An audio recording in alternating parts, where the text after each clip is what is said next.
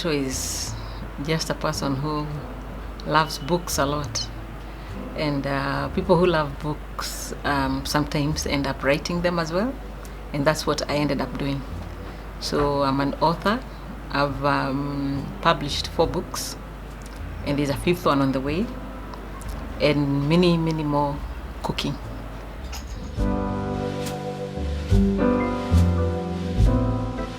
I write because I like reading other people and because I like telling people stories.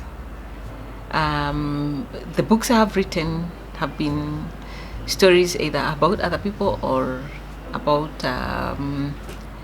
things that I feel society is trying to deal with, and the society needs another voice to step in and give in another opinion.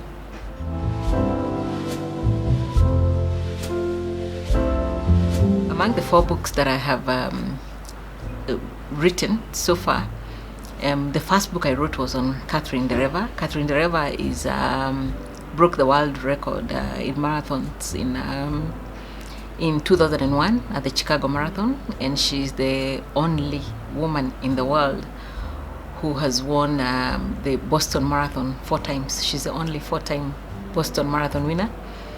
And I knew Catherine quite well.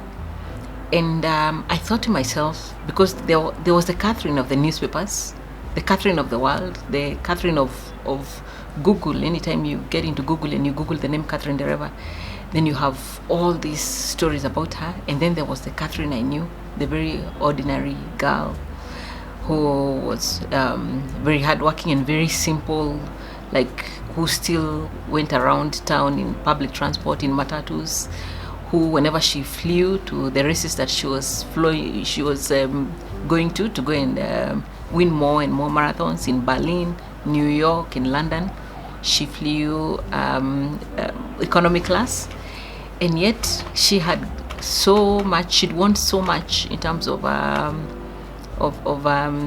awards. She had so many awards. She had so much money, millions of dollars, but she managed to remain simple. And I felt that I needed to tell her story. So that was the first book that I wrote. So it's about this amazing woman who is really big out there, but who has remained very, very humble. The second book that I wrote is this book. It's called Beyond Ethnicism, Exploring Ethnic and Racial Diversity for Educators. I wrote it for teachers. I used to work at the Cohesion and Integration Commission, the National Cohesion and Integration Commission, after the violence of 2007-2008, and I was in charge of education.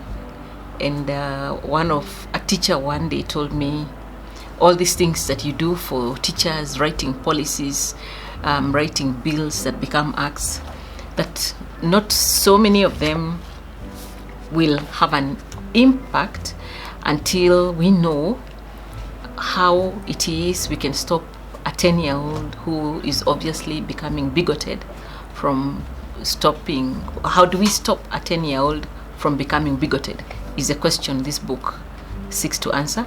So it equips teachers with the right information to know what to do to stop young children from becoming either ethnically or to become ethnicists or racists.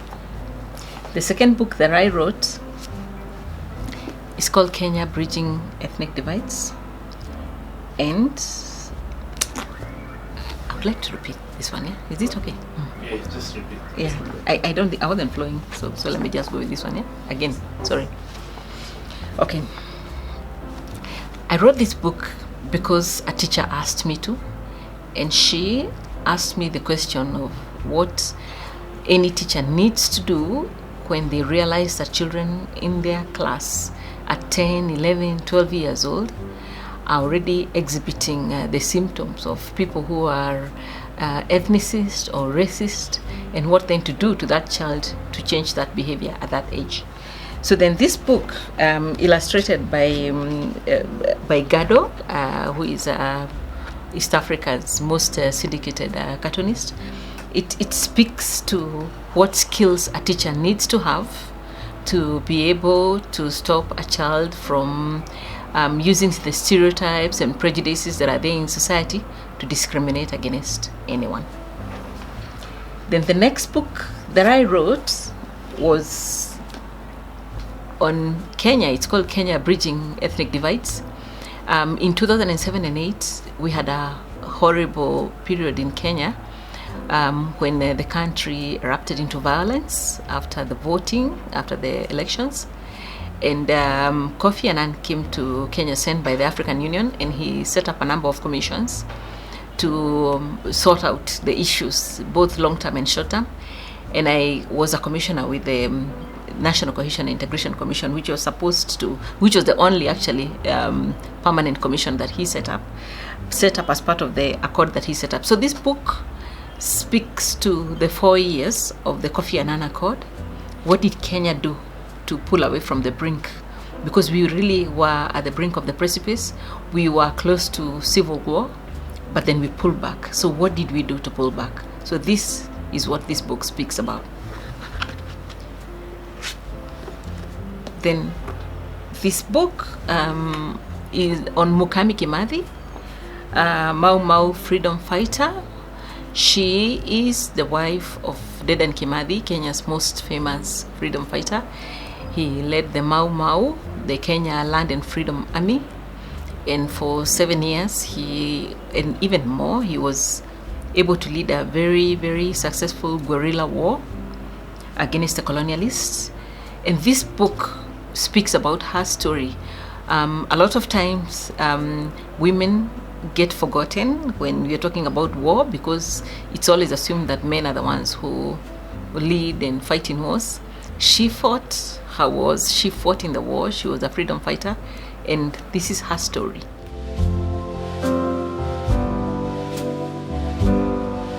Currently, I'm reading Toni Morrison because she just left us. And Toni Morrison, however many times you read her, you feel that you are reading about the things that are happening right now. And especially because she is the voice, she became the voice of the African American long ago when she began writing, even before she won the Nobel Peace Prize. And out of her books, there is one called The Bluest Eye, of a young girl who grows up just wanting, an African American girl, dark-skinned. She grew up wanting to have blue eyes so that she could fit in, because she felt that blue eyes qualified her to be somebody better. So it really speaks to all these inferiority complexes that black people have. And right now, I'm focusing quite a lot on that in terms of why African women feel that they need to bleach their skin, that they feel to wear fake hair, the wigs and the weaves, just to fit into society. What is that image that they have that makes them feel that a woman, an African woman, cannot be beautiful in her own skin and in her own hair? So that's why I'm reading Toni Morrison.